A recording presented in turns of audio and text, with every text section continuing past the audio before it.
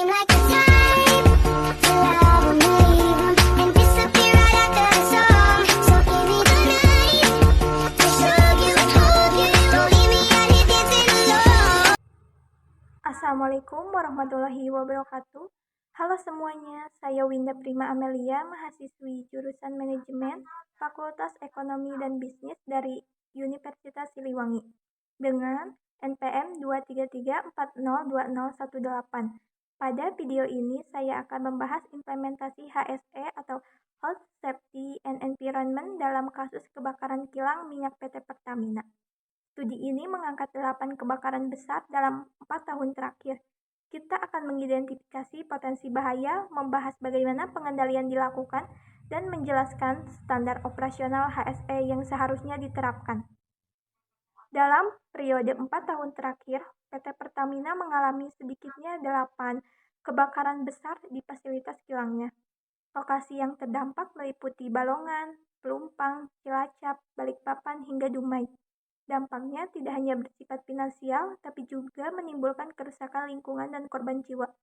Fakta ini menunjukkan bahwa penerapan sistem HSE belum sepenuhnya optimal. Maka dari itu sangat penting bagi kita untuk mengkaji ulang bagaimana potensi risiko dikelola, bagaimana bahaya dikendalikan, serta bagaimana standar operasional diterapkan untuk mencegah kejadian serupa di masa mendatang. Melalui kasus ini, kita bisa mengidentifikasi sejumlah bahaya utama yang berpotensi memicu kebakaran di kilang minyak. Pertama, bahan bakar yang disimpan seperti bensin, solar, dan LPG sangat mudah terbakar. Kedua, adanya risiko kebocoran dari pipa atau tangki akibat korosi, tekanan tinggi, atau kesalahan prosedur. Ketiga, gangguan kelistrikan seperti korsleting pada panel, kontrol, atau alat sensor juga bisa memicu api. Keempat, human error seperti kesalahan saat pengisian tangki, perawatan alat, atau ketidaktelitian dalam prosedur kerja. Terakhir, kurangnya inspeksi berkala terhadap alat keselamatan seperti detektor gas, sistem pemadam otomatis, atau jalur evakuasi. Untuk mengatasi potensi bahaya tersebut, kita bisa menggunakan pendekatan hierarki pengendalian HSE. Pertama, eliminasi, yaitu menghilangkan sumber bahaya. Contohnya, dengan menyederhanakan jalur distribusi bahan bakar agar lebih aman. Kedua, substitusi, yakni mengganti bahan berisiko tinggi dengan alternatif yang lebih aman, meskipun ini cukup terbatas di industri minyak.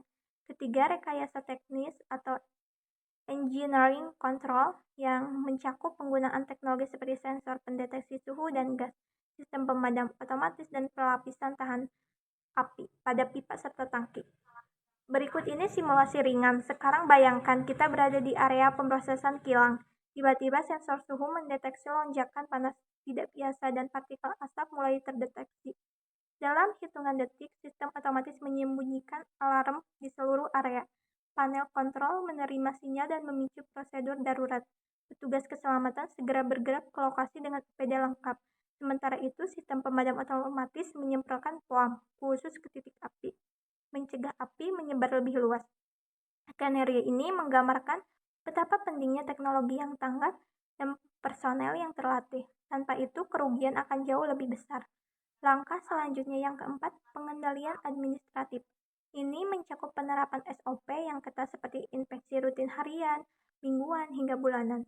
Kemudian pelatihan keselamatan secara berkala wajib diberikan kepada seluruh karyawan agar mereka siap bertindak dalam situasi darurat. Selain itu, sistem perizinan kerja harus dibatasi untuk area berisiko tinggi, dan tentu saja kelima, penggunaan alat pelindung diri atau APD seperti helm tahan panas, baju tahan api, pelindung muka, dan sepatu khusus harus menjadi kewajiban. Industri migas wajib menerapkan standar keselamatan baik secara nasional maupun internasional. Beberapa standar penting antara lain 1. ISO 45001 sebagai sistem manajemen keselamatan kerja. 2. NFPA yang mengatur tentang proteksi kebakaran di fasilitas industri. 3. API standar seperti API 653 untuk inspeksi tangki penyimpanan. 4. Peraturan Menteri Ketenagakerjaan Nomor 5 Tahun 2018 yang mengatur keselamatan di tempat kerja berisiko tinggi.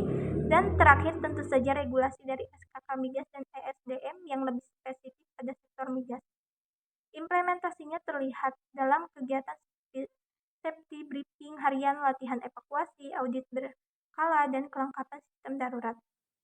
Kita dapat menyimpulkan, jadi kasus kebakaran berulang di kilang Pertamina menunjukkan perlunya peningkatan serius dalam penerapan prinsip HSE. Identifikasi risiko tidak cukup, dibutuhkan sistem pencegahan berlapis yang menggabungkan teknologi SOP yang disiplin serta pelatihan pekerja secara menyeluruh. Standar HSE bukan sekedar prosedur administratif, tapi merupakan upaya nyata untuk menyelamatkan nyawa, melindungi lingkungan, dan menjaga keberlangsungan operasi industri migas. Terima kasih sudah menyimak video ini, semoga bermanfaat dan sampai jumpa. Wassalamualaikum warahmatullahi wabarakatuh.